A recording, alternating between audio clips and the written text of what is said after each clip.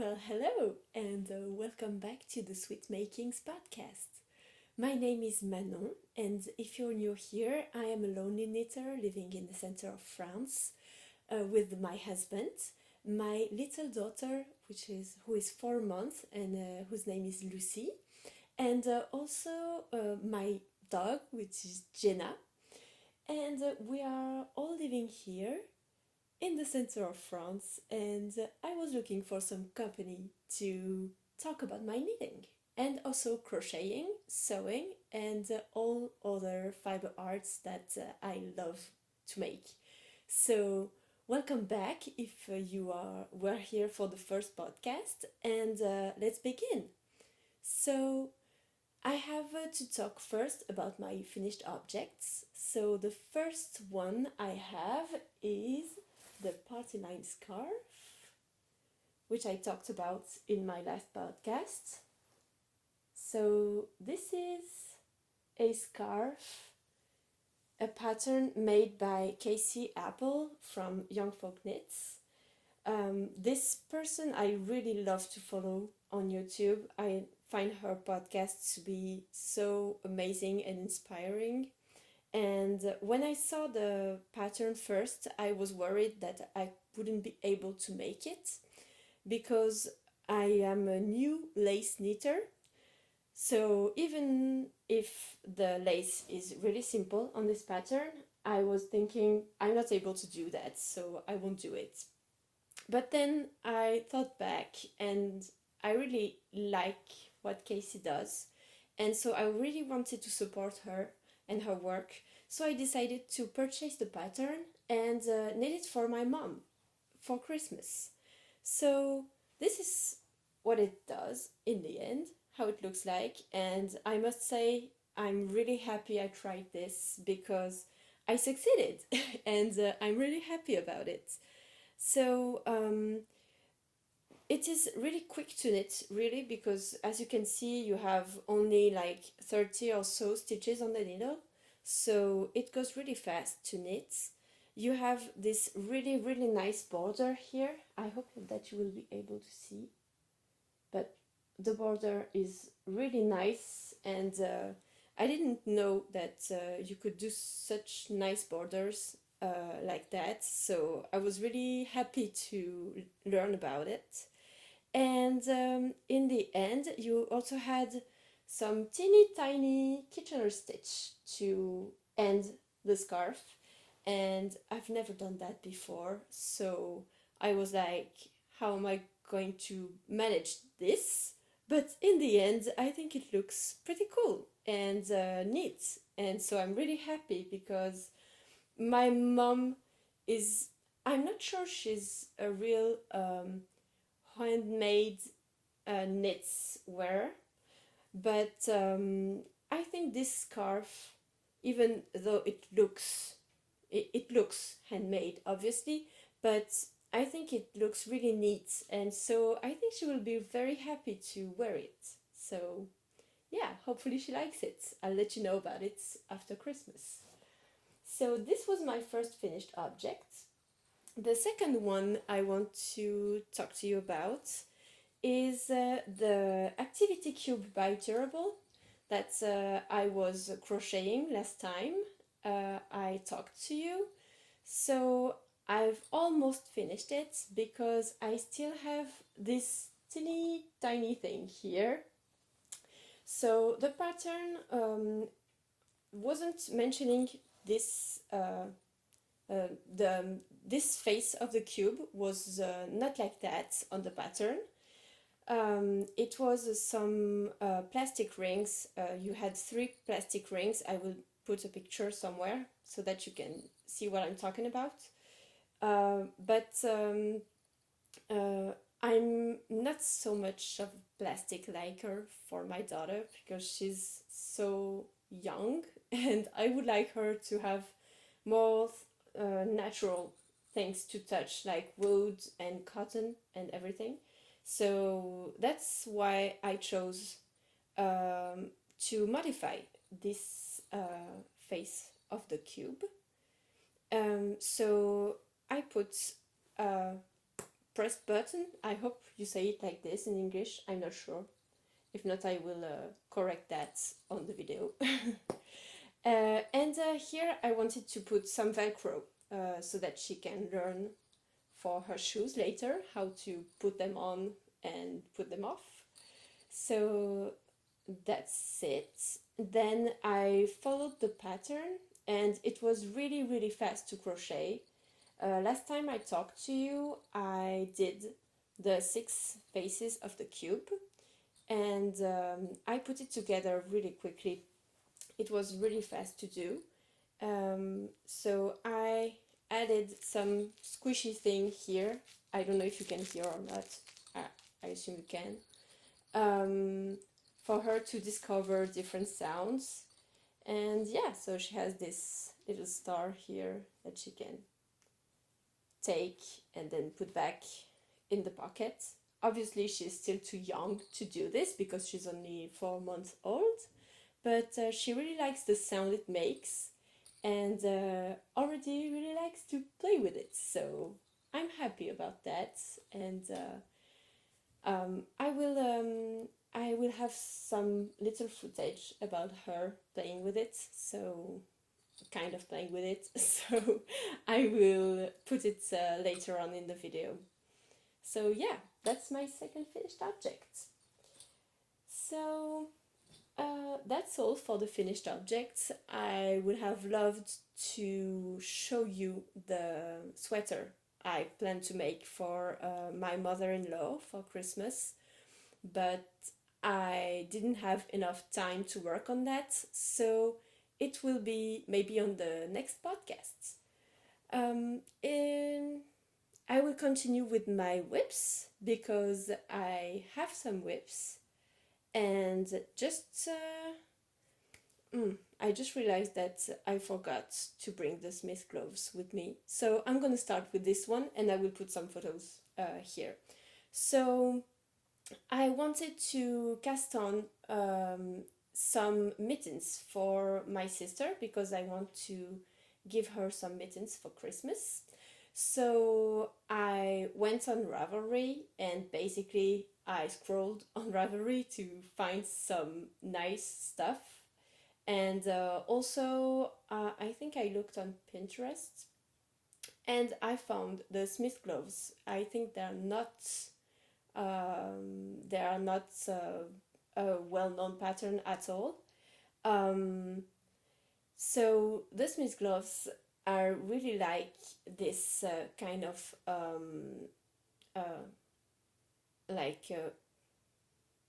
have it in French but not in English.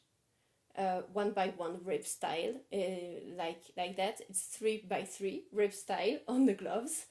So I really like that 3x3 rib style, and the way it crosses over at the thumb. I really think that's really, really pretty.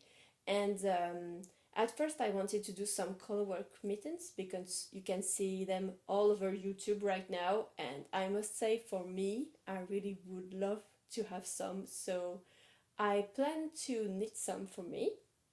But for my sister, she's more of a very modern style person, so these mittens with the color work are very traditional, and I think that would not be the style that she would like. So I wanted something more classic, like something that you could wear with literally everything. And as she lives in Paris, the weather there can be quite cold and humid, so I think she will be very happy to have some mittens. I also wanted the mittens to be opened because she's like always on her phone. It's a very big part of her job. So when she goes out, she has to be able to take her phone and do some things on it. So what I plan to do is knit the mittens so the Smith gloves are open, obviously, but they stop here, so at the middle of the fingers, what I plan to do is knit them longer so that she can um,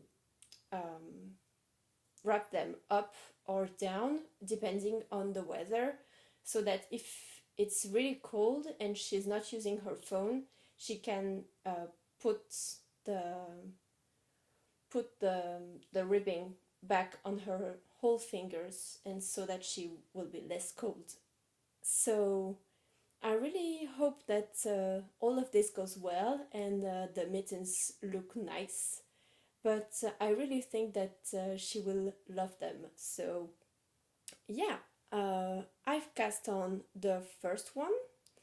The pattern recommends that you use a 3mm needle to do that, but I went with a 2.75mm needle because I looked at the size and my sister has very small hands. So even if I wanted to go with the XS slash X slash S size, I was still worried that it would be too big. So I went for 2.75 millimeter needles instead.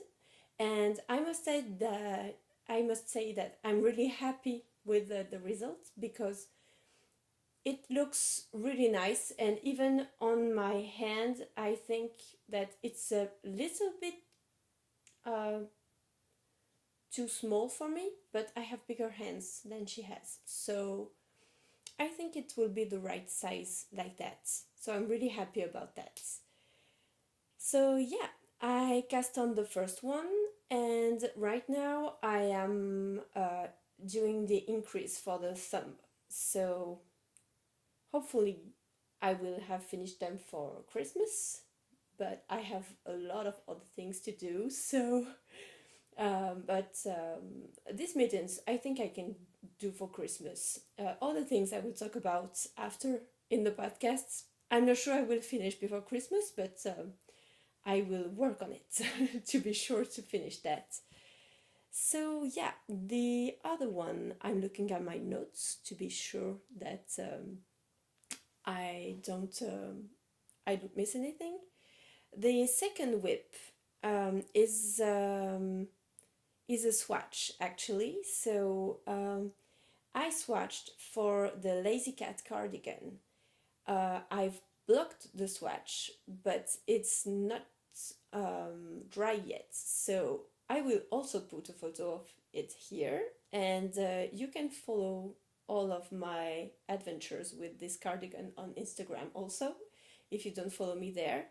So this cardigan I plan to knit with this gigantic yarn cone of yarn I rescued from my sister's brand.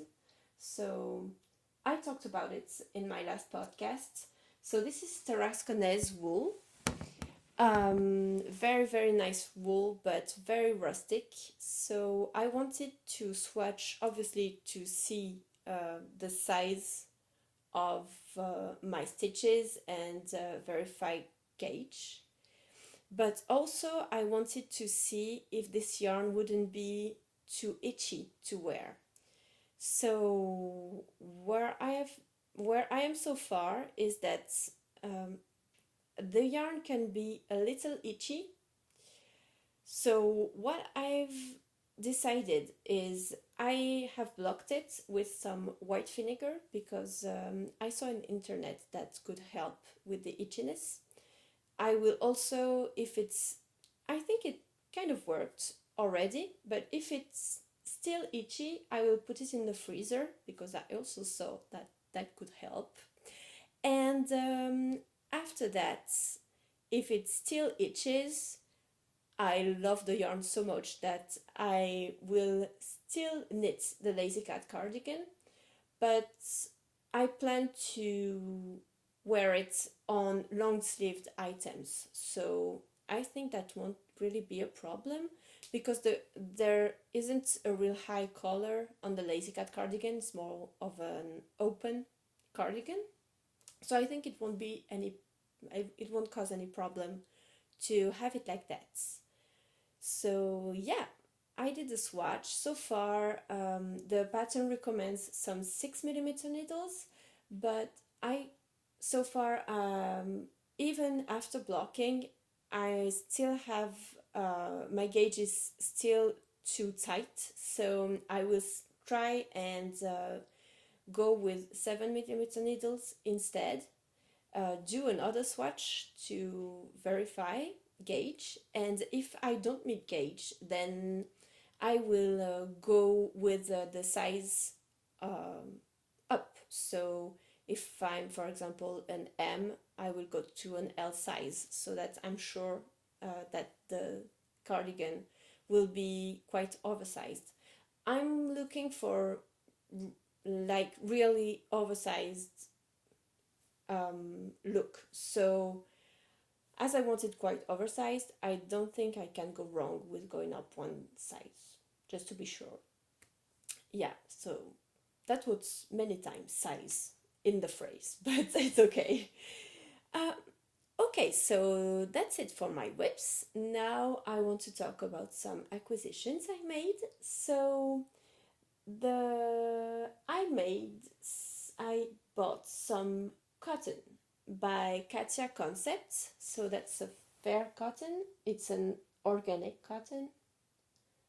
GOTS. So it has the label GOTS. That's a label I really, really like. I don't know if you know about this label, but I just want to talk about it for a minute.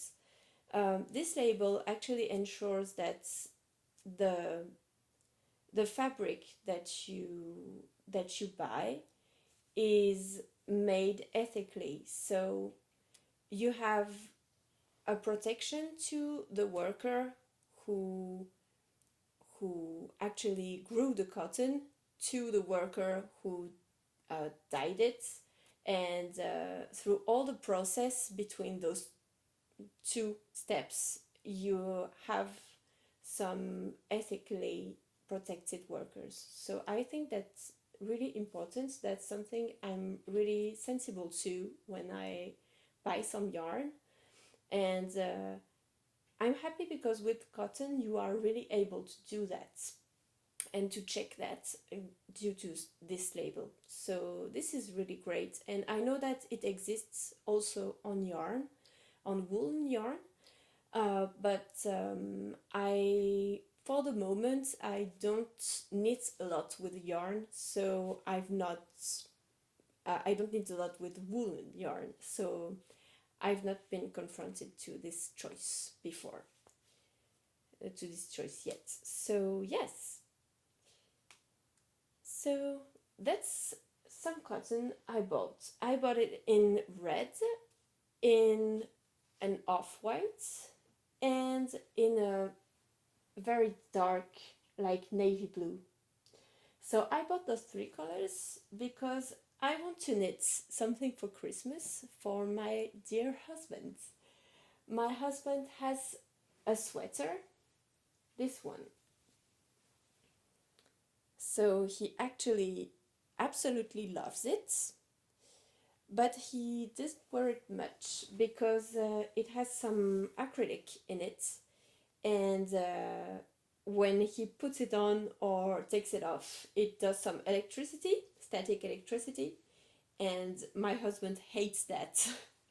Absolutely hates that. So he doesn't want to wear it anymore, but he loves it so much, and he told me, would you knit one for me, like the same one as this one? So what I'm going to do is try and recreate the exact same sweater, but with cotton yarn, so that he doesn't have any problem with the static electricity. And also I chose to knit it in cotton because he didn't want it to be too warm, because he's always too warm, so he wanted it to be just as warm as he needs for staying in the house, because when he goes out he always puts a coat, so he doesn't have to go out just in his sweater. So yes, he asked me to knit it in cotton, so I'm going to try and do that. As the yarn is quite it's very thin yarn, so I bought a lot of balls. I think I have like 12 balls or so. So yeah, I'm going to try and see what this looks like. Hopefully he will like it, and hopefully I will be able to finish it before Christmas, but I'm not so sure about that because I already have a lot of money on my needles, and also my daughter is very young, so obviously she needs me a lot. So I'm not sure I will have the time to finish it, but I will try and work on it as much as I can. And if possible, I will try to hide my work from him so that it's a surprise for him, even if he knows I already bought this, but he doesn't know that I plan to work for it on it before Christmas. So yes, that's my first acquisition. And the second one I wanted to talk about is a sewing acquisition. So I, um, for my daughter Lucy, we are currently um, doing her room. So we already painted the walls and put a very nice wallpaper. It's like mountain and trees and animals wallpaper that she already loves a lot. She loves it so much. So we are in the middle of the makeover for the room, and we are trying to use some old stuff. So we are trying to not buy any new stuff. Um, Generally in our whole life we try to not buy new stuff, and we prefer to buy some already used stuff because you can find so many things, and I don't know if you have them a lot in the US or in the UK, but we have a lot of thrift shops or antiques shop, and we really love to buy uh, like uh, furniture that has a history, and we think it's really nice to do that, and it gives something more to the furniture actually, and to the decoration in our house. So we have some new stuff that we bought before, and we're not getting rid of it, but every new furniture item that comes to our house is an old one. So that's a really nice challenge. We really like it. And so we are doing basically the same thing for our daughter's room, and so we managed to get my husband's crib from when he was a little baby. So that's a crib for babies up to like 100 centimeters or something, and the mattress is actually 110 by 55 centimeters, and that is a size that's not made here anymore in France. So we have some problems finding beddings for this bed, and so I decided to buy some cotton gauze, so to make some. So here is the first one. It's like a very nice, I would say, peachy to old rosy color. So really nice color. And I also have this one with some pears and some strawberries and some lemons on it.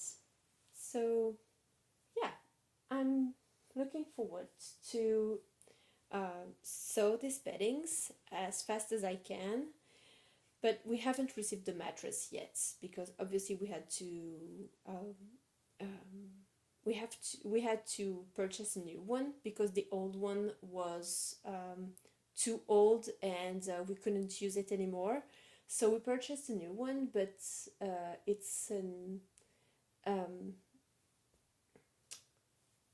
how do you say it in English? I don't know. Sur mesure. It's like we purchased it with some defined dimensions, so they have to manufacture it on purchase. So when we purchased it, they began to manufacture it. So we won't have it for I think another 1 or 2 weeks, hopefully. So yeah, I have 1 to 2 weeks to do these beddings for Lucy. So that's all for my acquisitions, and I wanted to also talk about some projects that I have. So these projects are about what I could do with this yarn, because in my last podcast I said that I had 5 of these gigantic cones, which are 2 kilos each, and I have 5 more at my sister's house that are waiting for me. So obviously I have plenty of yarn to go with. So I had to think about what I wanted to do with this yarn, and I wanted to do a blanket, an Afghan blanket. I was inspired by Inga from Knitting Traditions podcast, and so I decided to look again on Ravelry and try to find some inspiration. I wanted to maybe join a knit along, but I haven't found any knit along for Afghan blankets. So if you've heard about one, please feel free to tell me about it in the comments below, because I would really like to join a knit along for this one.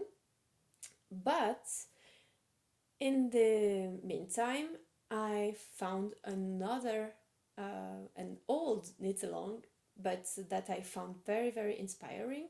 So I plan on maybe cast this on to do a blanket. So that's the Traveling Knit Afghan knit along that was held in 2020 by Lion Brand, and I will put a photo here of what it looks like.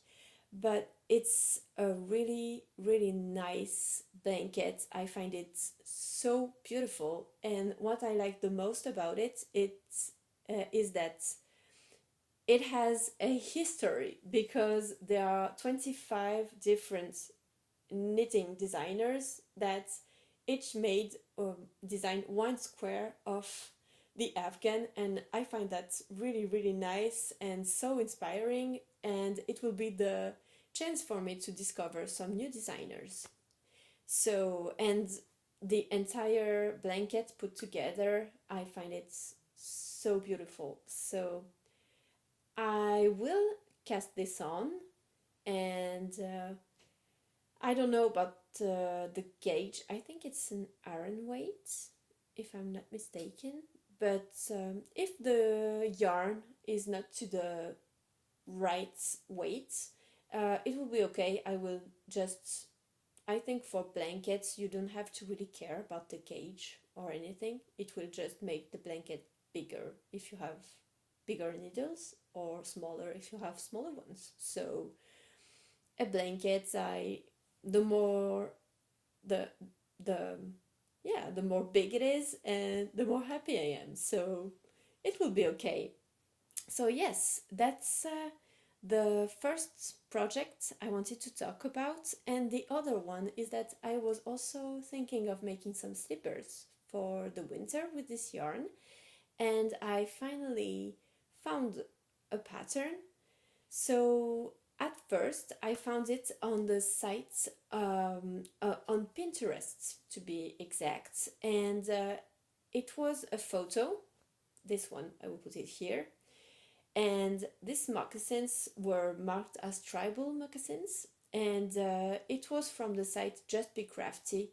And I looked at them and I thought, oh my god, they are so beautiful, like colorful, and really, uh, they seemed kind of simple to make. So I was like, I would really want to crochet those. That's a crochet project.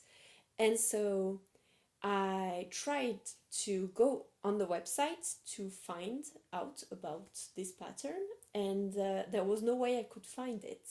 So, as I'm a very determined person, I decided to contact Brittany from the site, Just Be Crafty, and she's a crochet designer.